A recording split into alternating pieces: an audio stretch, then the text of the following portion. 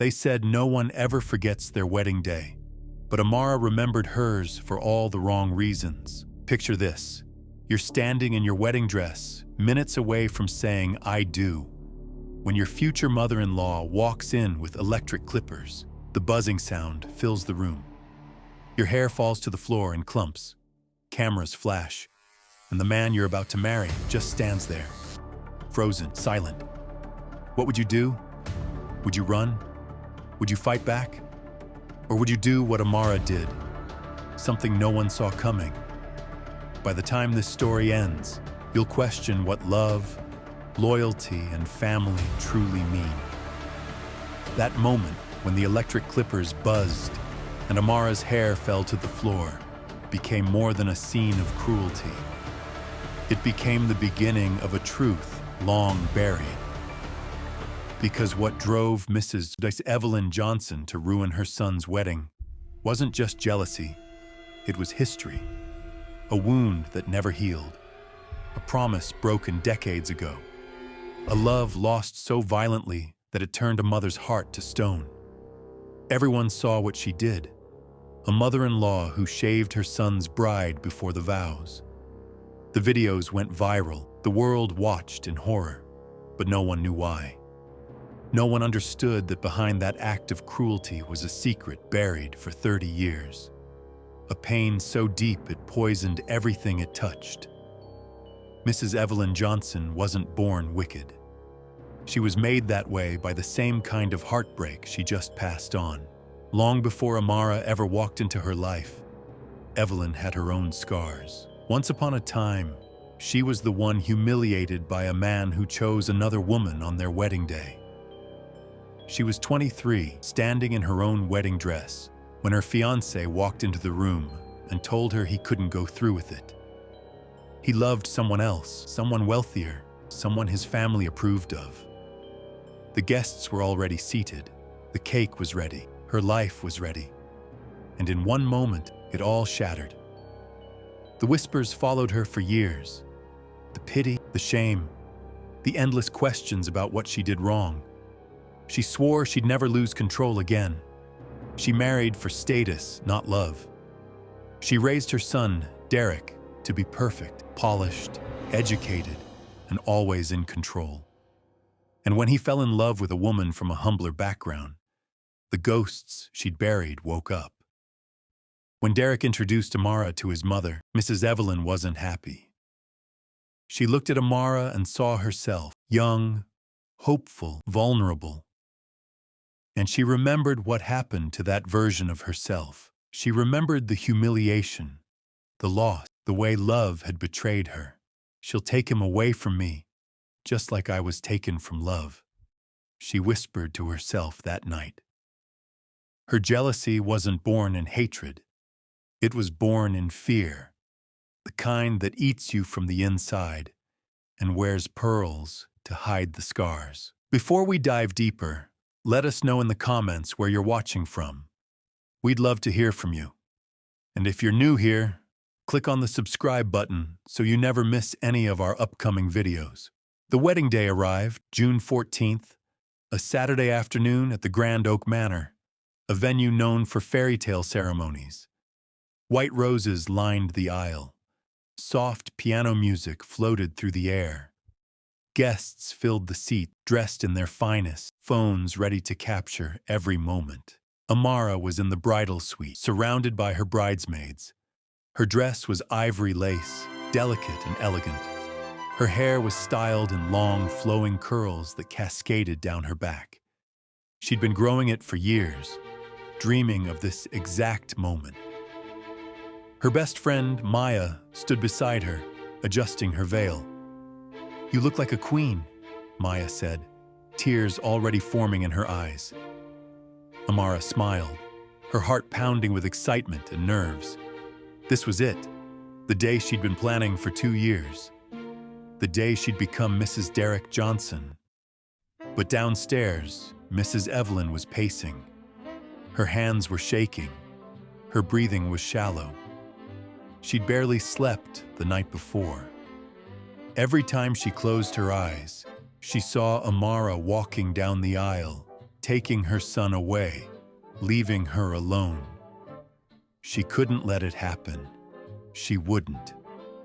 At 11:30 in the morning, 30 minutes before the ceremony was set to begin, Mrs. Evelyn walked into a small convenience store 2 blocks from the venue. She purchased a pair of electric clippers. The cashier didn't ask questions. She paid in cash and left. Her hands were steady now. Her mind was made up. She drove back to the venue, parked near the side entrance, and walked in through the service hallway. No one stopped her. She was the groom's mother, after all. She climbed the stairs to the bridal suite. Her heart was racing, but her face was calm. She knocked twice. "Come in," Amara called out, expecting another bridesmaid or perhaps the photographer. The door opened. Mrs. Evelyn stepped inside, clutching a small bag. Amara turned and smiled. "Mrs. Johnson, I'm so glad you're here. Do you want to see the dress up close?" Mrs. Evelyn didn't answer. She set the bag down on the vanity table. The bridesmaids exchanged confused glances. Something felt off. The air in the room shifted. Maya stepped forward. "Is everything okay?" she asked cautiously. Mrs. Evelyn reached into the bag and pulled out the clippers. The room went silent. Amara's smile faded. "What are you doing?" she asked, her voice barely a whisper. Mrs. Evelyn didn't respond. She turned on the clippers. The buzzing sound filled the room like a warning siren. "Mrs. Johnson, please put that down," Maya said, stepping between them. But Mrs. Evelyn moved fast. She grabbed Amara by the shoulder and yanked her forward. Amara stumbled, her veil slipping off her head. The clippers pressed against her scalp. The first swipe cut through her curls like a knife through silk. Hair fell to the floor. Amara screamed. The bridesmaids rushed forward, trying to pull Mrs. Evelyn away, but she was relentless. Another swipe. More hair fell. Tears streamed down Amara's face as she fought to push the clippers away, but Mrs. Evelyn was stronger, driven by something beyond reason. "You think you can take him from me?" Mrs. Evelyn hissed, her voice trembling with rage. "You think you're good enough for my son?" Another swipe. Amara's scalp was now visible in patches. Her beautiful curls scattered across the floor like fallen petals. Maya finally managed to pull Mrs. Evelyn back, wresting the clippers from her hand. The buzzing stopped. The room fell silent except for Amara's sobs. Mrs. Evelyn stood there, breathing heavily, staring at what she'd done. Her hands were shaking now, not from anger, from something else. Regret? Fear? She didn't know anymore. Maya knelt beside Amara, holding her as she cried. The other bridesmaids stood frozen, phones in hand, some already recording. "Derek," Maya said urgently. "Now." One of the bridesmaids ran out of the room, her heels clicking frantically down the hallway. Downstairs, the guests were still chatting, unaware of the chaos unfolding above them. Derek stood at the altar, adjusting his tie, checking his watch. 12 o'clock. The ceremony was supposed to start in 5 minutes. Where was everyone? Then he heard the commotion. Footsteps running, voices shouting. His cousin burst through the side door, out of breath. "Derek, you need to come upstairs, now." "What happened?" Derek asked, concern flooding his face. His cousin hesitated, struggling to find the words. "It's your mom. She did something to Amara." Derek's blood ran cold. He sprinted toward the staircase, taking the steps 2 at a time. When he reached the bridal suite, the door was wide open. He stepped inside and froze. Amara sat on the floor, her wedding dress pooled around her, her hair shaved in uneven patches. Tears streaked her makeup. Her eyes were distant, like she wasn't even there anymore. Mrs. Evelyn stood in the corner, the clippers still on the vanity, hair scattered everywhere. Derek's mouth opened, but no words came out. His brain couldn't process what he was seeing. "Mom," he finally whispered, his voice cracking. "What have you done?" Mrs. Evelyn didn't answer. Her eyes were distant, like she wasn't even in that hall anymore, as if she had been pulled back to a memory only she could see. A memory of herself at 23, standing in a different bridal suite, being told she wasn't enough. Amara slowly stood up. Her legs were shaking, but she forced herself to move. She looked at Derek, waiting for him to say something, waiting for him to defend her, to hold her, to tell his mother to leave. But he just stood there, frozen, silent. And in that silence, Amara's heart broke more than it already had. She turned to face Mrs. Evelyn, her voice steady despite the tears. "Do you feel proud, Mrs. Johnson?" Mrs. Evelyn flinched slightly, then forced a tight smile. "I was only trying to protect my son." Amara stepped closer, unwavering. "Protect him? By destroying me? By shaming me in front of everyone we love?" Mrs. Evelyn's facade cracked. Her eyes filled with tears, but she quickly wiped them away. "You don't understand," she whispered. "You don't know what it's like to lose everything. Then tell me," Amara said, her voice breaking. "Tell me why you hate me so much." But Mrs. Evelyn said nothing. She turned and walked out of the room, leaving Amara standing there in her ruined dress, her ruined hair, her ruined dreams. Derek finally moved. He reached out to touch Amara's shoulder, but she pulled away. "Don't," she said, her voice cold. "You had your chance to stand up for me. You chose silence." "Amara, please." "No," she interrupted, her voice rising. "I needed you, Derek.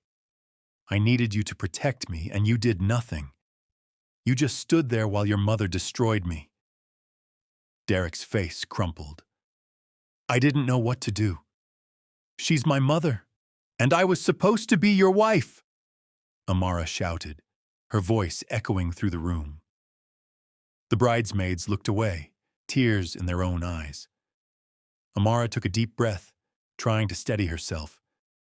She looked at Derek one last time, searching his face for something, an apology, an explanation, anything. But all she saw was guilt, and guilt wasn't enough. She walked past him, out of the bridal suite, down the hallway. Guests had started to gather at the bottom of the stairs, whispering, pointing. Cameras flashed, phones recorded. Amara didn't care anymore. She stepped into the main hall, her wedding dress flowing behind her, her veil partially torn but framing her face like a crown. Her first step was tentative, but every step after grew firmer. The hall fell silent, eyes widened, phones lifted, cameras flashed. She walked down the aisle, not toward a groom, but toward freedom. Derek appeared at the top of the stairs, watching her go, his face a mixture of horror and helplessness. He wanted to run after her, to beg her to stay, but his feet wouldn't move. Guilt chained him to the spot. How could he defend her when the person who did this was his own mother? Amara reached the double doors at the end of the hall. She pushed them open. Rain poured down in heavy sheets, drenching her gown, soaking her veil, clinging to her shoulders like a cold reminder of what had just happened. The storm didn't just fall from the sky. It washed away the humiliation. Each drop a tiny baptism, a cleansing of what had been taken from her. She walked slowly, deliberately, letting the rain soak her dress, her skin. The world had tried to break her, but out here, alone in the storm, she felt alive.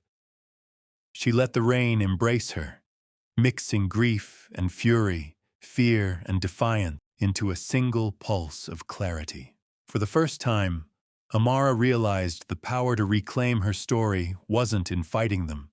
It was in standing tall in the storm. Behind her, guests began to leave, some shaking their heads, others still recording, whispering, "This will be all over the internet by morning." And it was. By Sunday morning, the story had spread across every social media platform. The bride who was shaved at her own wedding. The videos went viral, millions of views, thousands of comments. Some people laughed, others sent messages of support, but most just pitied her. Amara saw none of it. She turned off her phone, closed the blind, and cried. Not because she lost her hair, but because she'd lost her peace. That night, Derek sat in his car for hours outside her apartment, the razor sound still echoing in his head. He dialed her number times, no answer. And when he finally did get out of the car, he couldn't knock on the door. Because how do you face a woman whose pain your silence allowed? How do you apologize for standing there while the person you love was torn apart? He drove home in silence, the weight of his failure crushing him. When he walked into his mother's house, she was sitting in the living room, staring at the wall. "Mom," he said quietly. She didn't look at him. "I lost her," he continued, his voice breaking. "I lost her because of what you did, because I didn't stop you." Mrs. Evelyn finally turned to face him, her eyes red from crying. "I was trying to protect you." "From what?" Derek shouted, his voice echoing through the house. "From love? From happiness? What were you protecting me from?" Mrs. Evelyn stood up, her hands trembling. "From ending up like me!" she screamed back. The room fell silent. Derek stared at his mother, confusion and anger battling in his eyes. "What are you talking about?" Mrs. Evelyn sank back into her chair, her face buried in her hands. And then, for the first time in 30 years, she told him the truth. She told him about the man she was supposed to marry, about the wedding that never happened, about the humiliation, the shame, the way love had betrayed her. "I saw her taking you away from me," she whispered, tears streaming down her face. "And I couldn't let it happen again. I couldn't lose you the way I lost him." Derek stood there, processing his mother's words. Part of him wanted to understand, to forgive, but another part of him knew that her pain didn't justify what she'd done. "You didn't lose me, Mom," he said quietly. "You pushed me away. You destroyed the one person who made me happy because you were too afraid to deal with your own pain." He walked out of the house that night and didn't return for weeks. Meanwhile, Amara stayed hidden in her apartment. Her best friend Maya came by every day, bringing food, sitting with her in silence. "You don't have to talk," Maya would say. "I'm just here." But one evening, as they sat on the couch, Amara finally spoke. "I keep hearing my mother's voice," she said quietly. Maya looked at her, waiting. "She used to tell me, baby, dignity is wealth. No one can take that unless you give it away." Amara looked up, tears on her face, but something else too, determination. "I gave it away that day," she continued. "I let them take it, but I'm going to get it back." And just like that, something inside her shifted. She decided her story would not end in shame. 2 weeks later, Amara walked into a local women's shelter. She'd seen their ad online asking for volunteers. She showed up with her cropped hair, her quiet strength, and a willingness to help. The shelter director, a woman named Linda, welcomed her with open arms. "We're glad to have you," Linda said warmly. Amara started small, helping serve meals, organizing donations, listening to the women who came through the doors. Many of them carried invisible bruises, from words, from silence, from relationships that called themselves love, but felt like prison. One evening, a young woman named Jasmine sat across from Amara in the common area. She was 19, her face tired, her eyes distant. "They all think I'm weak for staying," Jasmine said quietly. "But they don't understand. He wasn't always like this." Amara reached across the table and gently took her hand. "You're not weak," Amara said. "You're surviving.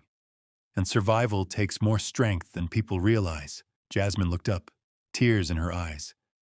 "How do you know?" Amara smiled softly. "Because I survived too." She told Jasmine her story. Not all of it, but enough. And as she spoke, she realized something powerful. Her pain had purpose. It could help others heal. Word spread quickly through the shelter. The woman with the shaved head who spoke with such grace. The woman who'd been humiliated but refused to stay broken. Linda approached her one afternoon. "Amara, we're hosting a small gathering next week. Would you be willing to share your story with the group?" Amara hesitated. The thought of standing in front of people, of reliving that day, made her stomach turn. But then she thought of Jasmine, of the other women who needed to hear that survival was possible. "I'll do it," she said. The night of the gathering, 20 women filled the small meeting room.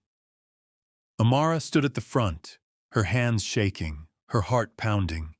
She took a deep breath and began. "They took my hair to humiliate me," she said, her voice steady. "But the moment I forgave them, I took my power back." The room was silent. Every eye was on her. "Forgiveness isn't about saying what they did was okay," she continued. "It's about refusing to let their actions define the rest of your life." When she finished, the room erupted in applause. Women stood, tears streaming down their faces, nodding in agreement. Some came up to hug her afterward. Others just whispered, "Thank you." One of the women recorded part of Amara's speech and posted it online. The video spread quickly. Within days, it had thousands of shares, then tens of thousands, then hundreds of thousands. People began using the hashtag crownless but powerful.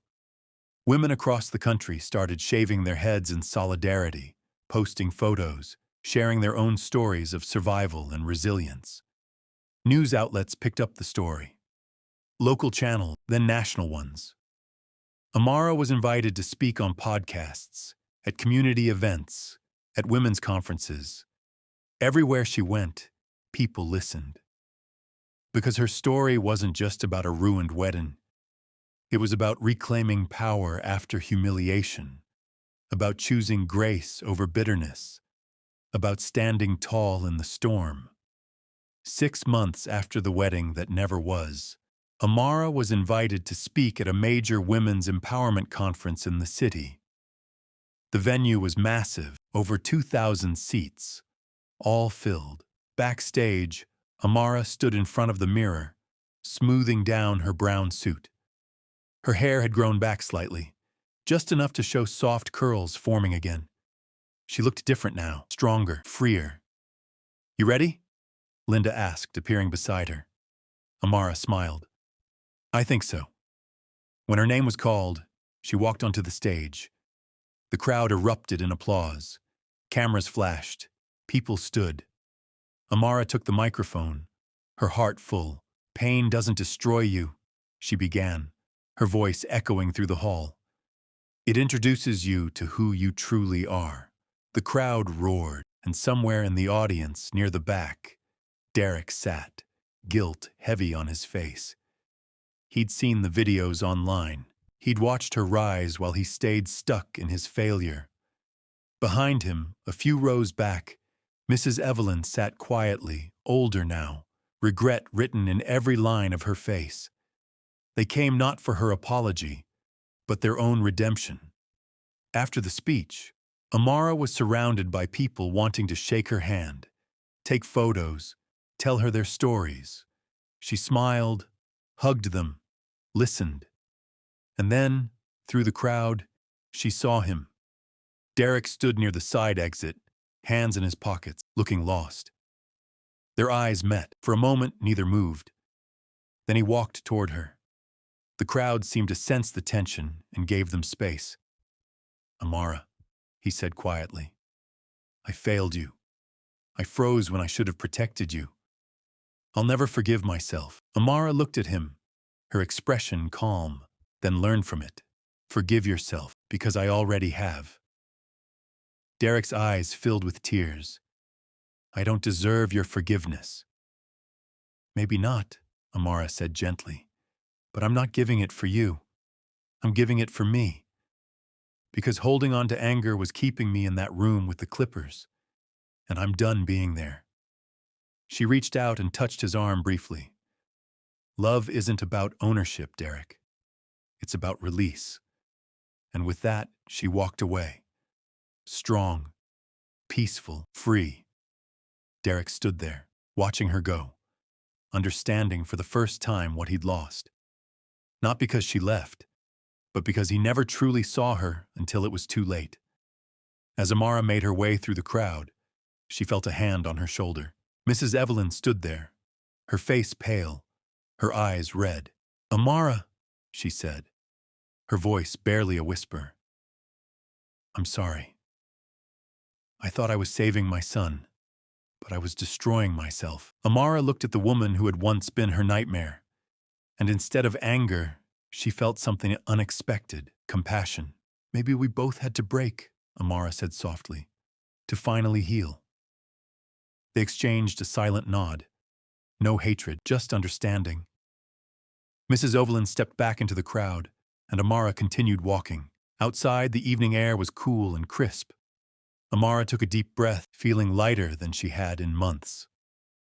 A week later, on a quiet Sunday afternoon, Amara stood at her mother's grave. She held a small bouquet of white roses, her mother's favorite. The wind was gentle, rustling through the leaves of the oak tree nearby. "You were right, Mom," Amara said softly, placing the flowers on the headstone.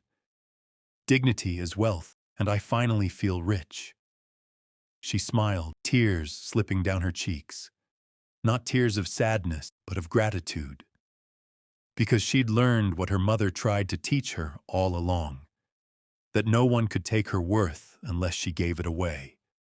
And she never would again. Her story began with shame but ended in grace, because the crown they tried to steal was never made of gold. It was built from faith, resilience, and love that refused to die. And so, the bride who lost everything found something greater, herself. If this story touched your heart, comment "still watching till the end." How would you have reacted if you were in Amara's shoes? Would you have walked down that aisle, or would fear have held you back? And what about Derek? Do you think he deserved a second chance, or was his silence unforgivable? Let us know your thoughts in the comments. We want to hear from you. Subscribe for more stories of faith, healing, and second chances, because everyone deserves a story that ends not in bitterness, but in grace. This is the end.